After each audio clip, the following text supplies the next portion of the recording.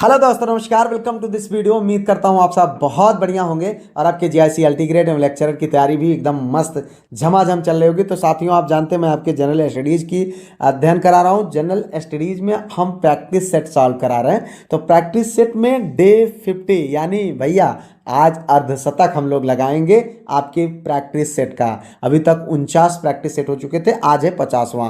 और आप जानते हैं कि 3 दिन प्रैक्टिस होती है, 3 दिन टॉपिक वाइज मैटर चलता है और उसके बाद संडे को टेस्ट ले लिया जाता है। तो साथियों, जो इस संडे के डेट में जो टेस्ट हुआ था, कल उसका रिजल्ट जारी हुआ और रिजल्ट में अभी जो रिजल्ट जारी हुआ उसमें 44 लोगों ने 100% स्कोर प्राप्त किया। आप समझ सकते हैं कि लोग किस स्तर की मेहनत कर रहे हैं और बड़ी खुशी होती है कि आप लोग लगातार अच्छा स्कोर करते हैं, जिससे हमें भी आपके लिए मेहनत करने के लिए मोटिवेशन मिलता है। ठीक है, तो आप सबके उज्जवल भविष्य की मैं ढेर सारी शुभकामनाएं देता हूं। जिन साथियों ने जिनके 100% स्कोर हैं उनके आप इन तरीके से नाम देख सकते हैं। ठीक है, आप जानते हैं ये वीडियो नियमित तौर पर आपको शाम को 7 बजे हमारे इसी यूट्यूब चैनल पर प्राप्त होता है, जिसमें उत्तर प्रदेश लोक सेवा आयोग के जो अभी तक एग्जाम्स हुए हैं उन्हीं के क्वेश्चंस का ये कलेक्शन है और इसमें जो है सारे सब्जेक्ट को शामिल किया है सिवाय मैथ को छोड़ करके। ठीक है, तो अगर आप चाहते हैं जो मैं पढ़ाता हूं, जो मैं बोलता हूं और इसके साथ साथ जो टेस्ट होता है उस ग्रुप में आप शामिल होना, तो निश्चित तौर पर आप इस नंबर पर कॉन्टैक्ट कर लीजिए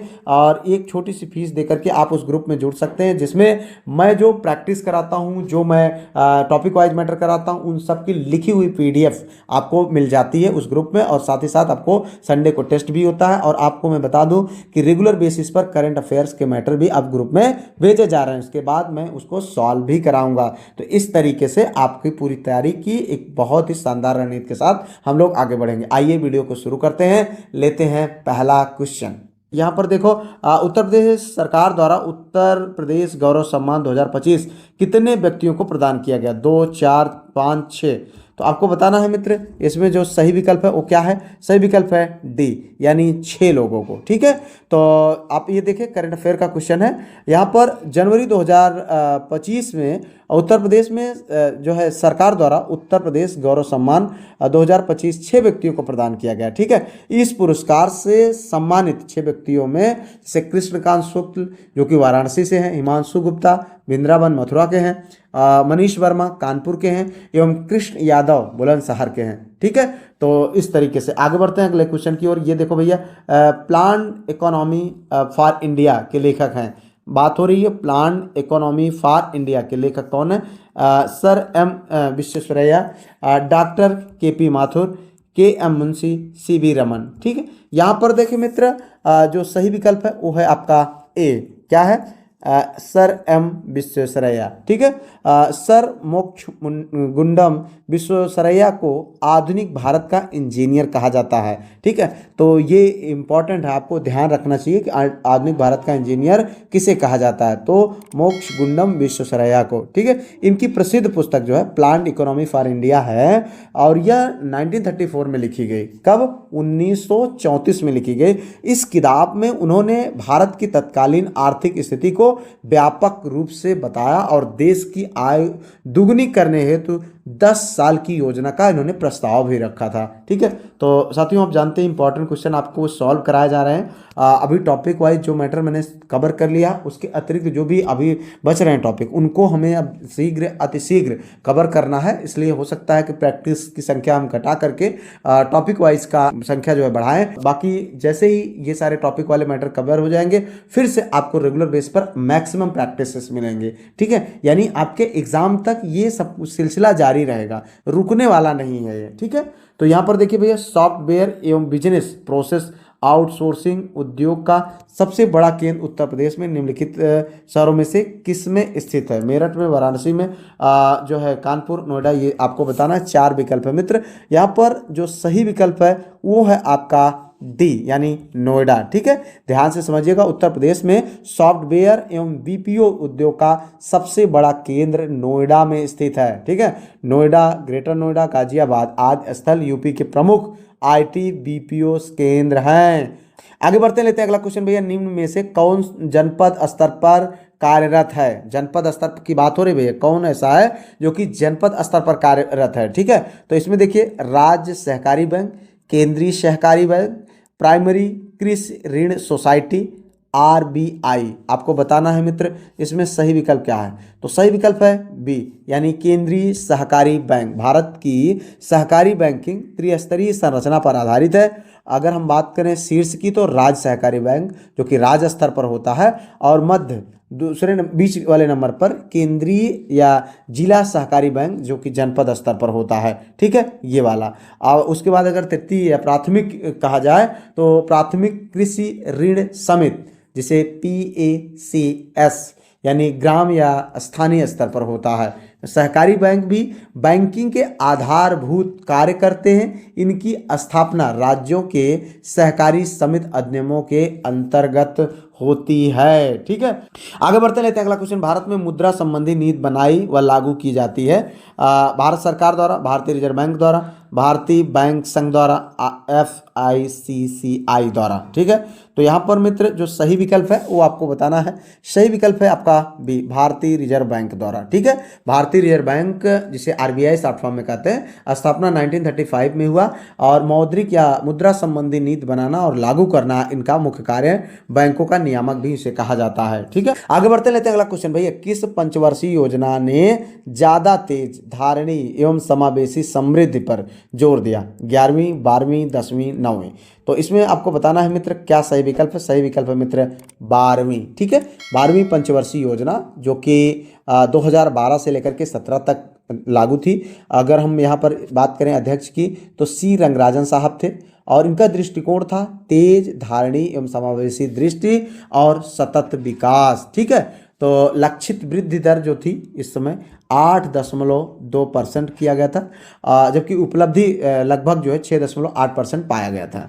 अगर बात की जाए गैर कृषि क्षेत्र में इस जो है 50 मिलियन नए रोजगार, परिवारों का 90% बैंकिंग से जोड़ना इसका लक्ष्य था। ठीक है, 2017 के बाद पंचवर्षीय योजनाएं बंद कर दी गई हैं। ठीक है, 12वीं योजना ये अंतिम योजना थी। आगे बढ़ते लेते हैं अगला क्वेश्चन। भैया निम्न कारणों में से किसने जो है आतंकवाद यानी टेररिज्म को सार्वभौमिक समृद्ध यानी फिनोमिनन बना दिया था? आपको बताना है सूचना तकनीक में हुए विकास, व्यापक विनाश के हथियार, गरीबी और बेरोजगारी, उपयुक्त सभी कारण। आपको बताना है मित्र सही विकल्प क्या है। सही विकल्प है ए, यानी सूचना तकनीक में हुए विकास। ठीक है, सूचना प्रौद्योगिकी के विकास ने आतंकवाद को वैश्विक स्तर पर फैलने हेतु संचार समन्वय और पहुंच को आसान बनाया। इसी से यह सार्वभौमिक फिनोमेना बन पाया। ठीक है, आगे बढ़ते मित्र अगले क्वेश्चन की ओर। यहाँ पर देखो, निम्नलिखित में से किसने गांधी इरविन समझौते में महात्मा गांधी के लाभ को सांत्वना पुरस्कार कहा था? ठीक है, तो SC Bose, Alan Campbell Johnson, BJ Horniman और सरोजनी नायडू। तो आपको बताना है मित्र सही विकल्प क्या है। सही विकल्प है बी, एलन कैम्पबेल जॉनसन। ठीक है, सही विकल्प क्या है? Alan Campbell Johnson. तो अमेरिकी पत्रकार एलन कैम्पबेल जॉनसन ने गांधी इरविन समझौते में गांधी जी के लाभ को सांत्वना पुरस्कार कहा था। ठीक है, आगे बढ़ते हैं मित्र अगले क्वेश्चन को। यहाँ पर देखिए, प्रथम अंतरिम राष्ट्रीय सरकार की घोषणा की गई कब? 22 अगस्त 1946, 24 अगस्त 1946, 23 अगस्त 1946 और 25 अगस्त 1946 को। ठीक है, तो सही विकल्प है मित्र इसका बी, 24 अगस्त 1946 को। ठीक है, कैबिनेट मिशन योजना के तहत 24 अगस्त 1946 को प्रथम अंतरिम राष्ट्रीय सरकार की घोषणा हुई। इनसे 2 सितंबर 1946 को कार्यभार ग्रहण किया इस जो है सरकार समिति ने। आगे बढ़ते लेते हैं अगला क्वेश्चन। भैया अकबर के साम्राज्य में कुल कितने सूबे थे? 10, 18, 16, 15। सही विकल्प क्या है? सही विकल्प है मित्र यहाँ पर डी, 15। ठीक है, 1580 ईस्वी में अकबर के 24वें वर्ष यानी 1556 में गद्दी पर बैठा था। तो 1556 से 1580 24वें वर्ष में साम्राज्य में जो है 12 सूबों में डिवाइड हुआ था। आगरा, दिल्ली, इलाहाबाद, अवध, अजमेर, अहमदाबाद, बिहार, जो है बंगाल, काबुल, लाहौर, मुल्तान, मालवा में विभक्त हुआ था। ठीक है, दक्षिण विजय के बाद खानदेश, बरार और अहमदनगर जोड़ करके कुल मिलाकर के 15 सूबे हो गए थे। ठीक है, आगे बढ़ते लेते हैं अगला क्वेश्चन। भैया दक्कन का निम्नलिखित में से कौन सा राज्य अकबर द्वारा विजिट किया गया? सही विकल्प क्या है आपको बताना, गोलकुंडा, बीदर, बीजापुर, अहमदनगर। तो सही विकल्प है मित्र अहमदनगर। क्या है? अहमदनगर। अहमदनगर जो है को अकबर ने 1600 ईस्वी में विजिट किया था, ठीक है। और इस समय जो शासक वहाँ था बहादुर शाह, संरक्षिका वहाँ की चांद बीबी थी, और संधि के माध्यम से बरार प्रदेश और भारी भेंट इनको प्राप्त हुआ था, ठीक है। इसी अभियान में मुगल जो है प्रथम बार मराठों के संपर्क में आए। अगर हम बात करें गोलकुंडा की, तो गोलकुंडा अकबर के समय मुगल साम्राज्य में सम्मिलित नहीं था। आगे बढ़ते हैं मित्र अगले क्वेश्चन की ओर। यहाँ पर देखो, मौर्य काल के एग्रोनोमोई अधिकारी निम्नलिखित में से किस क्षेत्र से संबंधित थे? तो माप और तौल से, प्रशासन प्रबंधन से, मार्ग निर्माण से, राजस्व प्रबंधन से। आपको बताना है मित्र सही विकल्प क्या है। सही विकल्प है मित्र सी, मार्ग निर्माण से, ठीक है। मेगास्थनीज ने जिला प्रमुख आहार पथ को एग्रोनोमोई कहा है। क्या कहा? एग्रोनोमोई। किसको? आहार पति यानी जिला प्रमुख को, ठीक है। यह जो है इनका काम क्या था? ये सड़क मार्ग निर्माण का भी प्रमुख कार्य था इनका। और मापतौल के जो अधिकारी होते थे उनको क्या कहा जाता था? अगर हम मापतौल की बात करें तो उनके अधिकारी को पौतवाध्यक्ष कहा जाता था, ठीक है, पौतवाध्यक्ष। अगर राजस्व की जो है प्रबंधन की बात की जाए तो समाहर्ता था, और खानों के अधीक्षक को अर्थशास्त्र में आकाराध्यक्ष कहा जाता था। आगे बढ़ते लेते हैं अगला क्वेश्चन। शक विजेता किसे जाना जाता है?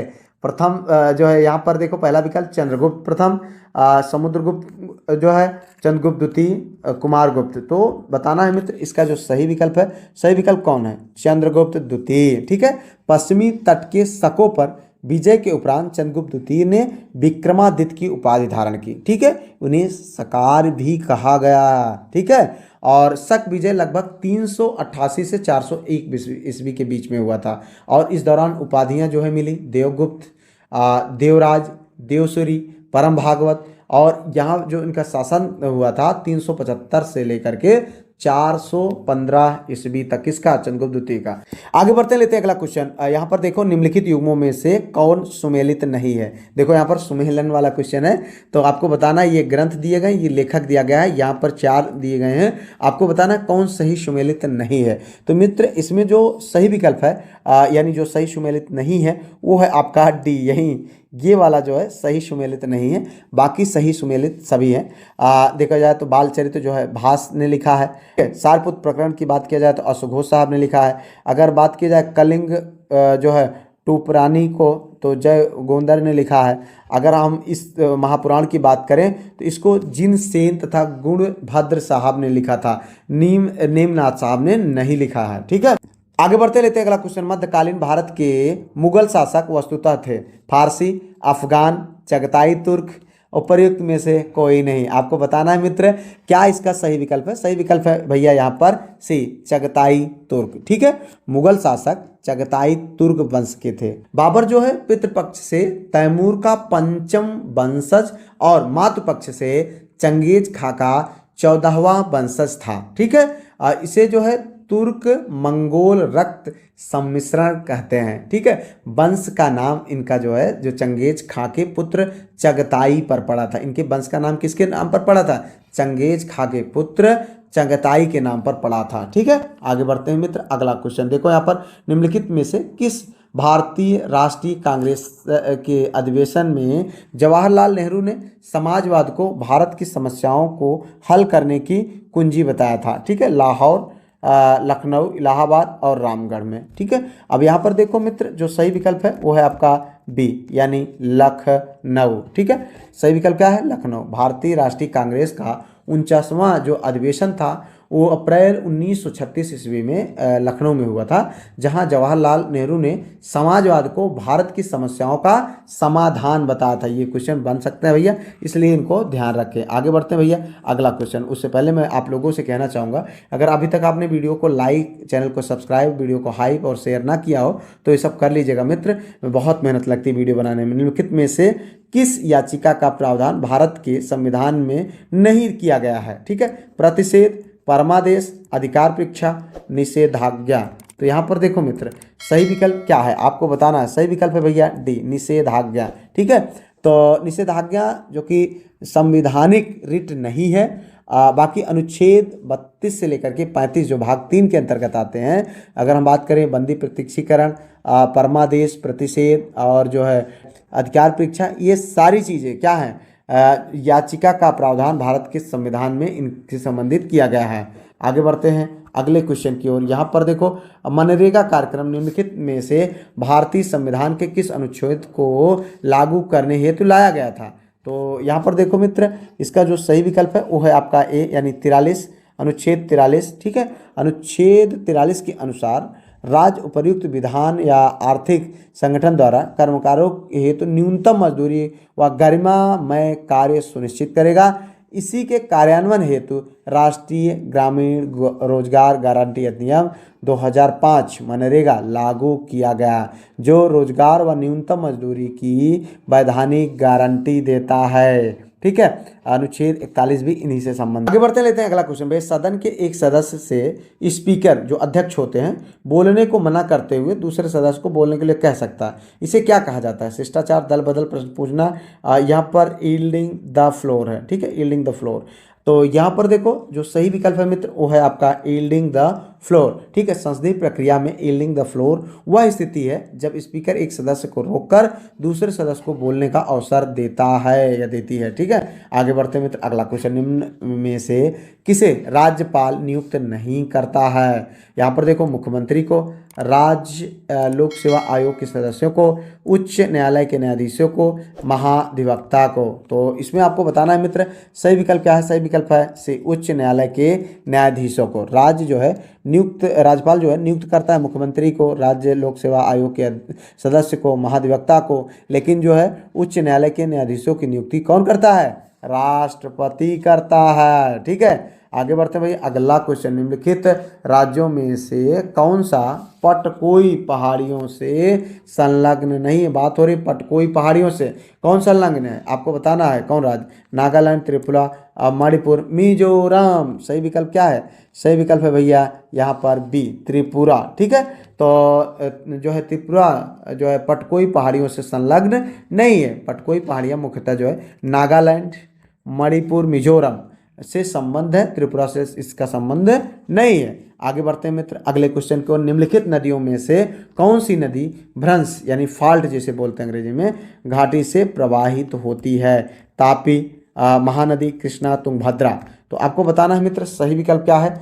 सही विकल्प है आपका पहला, यानी तापी। ठीक है, तापी एक भ्रंश घाटी नदी है। इसका उद्गम जो है मुल्ताई, जो कि बैतूल नामक स्थान है, मध्य प्रदेश से होकर के पश्चिम की ओर बहते हुए खंभात की खाड़ी में गिरती है। इसका जो अपवाह क्षेत्र है मध्य प्रदेश, महाराष्ट्र और गुजरात में फैला हुआ है। किसका? तापी का। ठीक है, आगे बढ़ते हैं अगले क्वेश्चन की ओर। ये देखो, निम्नलिखित में से किस राज्य में तांबा का सबसे अधिक भंडार है? बिहार, झारखंड, कर्नाटक और राजस्थान। तो भैया देखो, सही विकल्प क्या है? सही विकल्प है डी, राजस्थान। तांबा भंडार या उत्पादन में राजस्थान अग्रणी नंबर पर है। अगर बात की जाए मध्य प्रदेश की तो दूसरे नंबर पर और झारखंड तीसरे नंबर पर स्थित है। ठीक है, आगे बढ़ते हैं, लेते हैं अगला क्वेश्चन। भैया देखो, यहाँ पर पृथ्वी की सतह से ऊपर उपग्रह की ऊंचाई बढ़ने पर कक्षा को पूरा करने में लगने वाला समय आपको बताना है। 4 विकल्प है, घटता है, बढ़ सकता है या घट सकता है, बढ़ता है, बराबर रहता है। ठीक है, तो आपको बताना है यहाँ पर जो सही विकल्प है मित्र वो है सी। क्या है? बढ़ता है। ठीक है, पृथ्वी की सतह से ऊपर ऊंचाई बढ़ने पर कक्षा को पूरा करने में लगने वाला समय बढ़ेगा। ठीक है, जिस पथ से होकर उपग्रह पृथ्वी का चक्कर लगाता है उसे परिक्रमा पथ कहा जाता है। ठीक है, और अलग अलग उद्देश्यों के लिए अलग अलग प्रकार के परिक्रमा पथ अपनाए जाते हैं। आगे बढ़ते मित्र अगले क्वेश्चन की ओर। निम्नलिखित महाद्वीपों में कौन सा गोंडवाना लैंड का भाग नहीं था? तो यहाँ पर देखो, उत्तरी अमेरिका, दक्षिणी अमेरिका, अफ्रीका, ऑस्ट्रेलिया। देखो यहाँ पर जो सही विकल्प है मित्र उसके आपको बताना है। सही विकल्प है ए, यानी उत्तरी अमेरिका। ठीक है, गोंडवाना लैंड की अगर बात की जाए तो यहाँ पर देखो क्या पूछ रहा है सवाल, महाद्वीपों में कौन सा गोंडवाना लैंड का भाग नहीं है? तो गोंडवाना लैंड का भाग कौन नहीं है? उत्तरी अमेरिका। ये किसका, कौन से लैंड का भाग है? ये लॉरेंसिया का भाग है। किसका?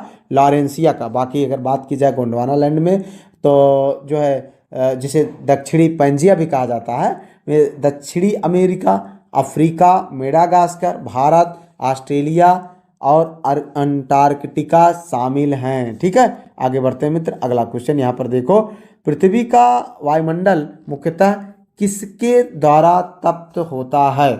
तो लघु तरंग और विकिरण, प्रकीर्णन और विकिरण, परावर्तित और विकिरण, तरंग स्थलीय विकिरण। आपको बताना है मित्र सही विकल्प क्या है। सही विकल्प है डी, स्थल जो है तरंग स्थलीय विकिरण। ठीक है, पृथ्वी का वायुमंडल मुख्यतः दीर्घ तरंग स्थलीय विकिरण द्वारा तृप्त यानी गर्म होता है। ठीक है, और प्रवेशी और विकिरण से गर्म होने के बाद पृथ्वी सतह के निकट स्थित वायुमंडलीय परतों में दीर्घ तरंगों के रूप में ताप का संचरण करती है। ठीक है, पृथ्वी के संपर्क में आने वाली वायु धीरे धीरे गर्म होती है। निचली परतों के संपर्क में आने वाली वायुमंडल की ऊपरी परतें भी गर्म हो जाती हैं। ठीक है, आगे बढ़ते हैं मित्र। अगला क्वेश्चन यहाँ पर देखो, फ्लाई ऐश प्रदूषण होता है क्या?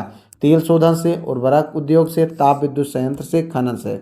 मतलब फ्लाई ऐश प्रदूषण किससे होता है? आपको बताना सही विकल्प क्या है। सही विकल्प है भैया ताप विद्युत संयंत्र से। आगे बढ़ते हैं मित्र अगले क्वेश्चन की ओर। यहाँ पर देखो, प्रच्छन्न बेरोजगारी एक विशेषता है किसकी?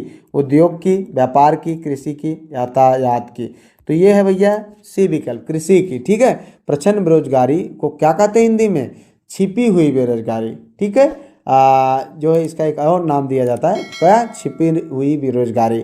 इस प्रकार की बेरोजगारी आमतौर पर कृषि क्षेत्र में पाई जाती है। ठीक है, इसके तहत कृषि कार्यों में आवश्यकता से अधिक लोगों का सम्मिलित होना माना गया है, यानी छोटी किसानी हो या बड़ी किसानी हो, घर के पूरे सदस्य भिड़ी रहते हैं उसमें। ठीक है, शहरी क्षेत्रों में प्रच्छन्न बेरोजगारी सेवा क्षेत्रों में देखी जाती है, सेवा क्षेत्रों में। ठीक है, जहां पर घर पूरा परिवार जाकर के काम करता है। आगे बढ़ते हैं अगला क्वेश्चन। यहाँ पर देखो, उष्मागतिकीय रूप से कार्बन का सबसे स्थिर रूप होता है क्या? हीरा, फुलरीन, ग्रेफाइट, कोयला। तो भैया देखो यहाँ पर जो सही विकल्प है वो है आपका सी, ग्रेफाइट। ठीक है, उष्मागतिकीय रूप से कार्बन का सबसे स्थिर रूप ग्रेफाइट है। इसे काला शीशा कहा जाता है। यह उष्मा का तथा विद्युत का सुचालक होता है। ठीक है, हीरा, फुलरीन और कोयला कार्बन के अपर रूप हैं। क्या है? अपर रूप। आगे बढ़ते हैं मित्र अगले क्वेश्चन की ओर। यहाँ पर देखो जो कि अंतिम है आपका, निम्नलिखित में से कौन सा रोग आनुवांशिक है? बेरी बेरी कैंसर, वर्णांता, फाइलेरिया।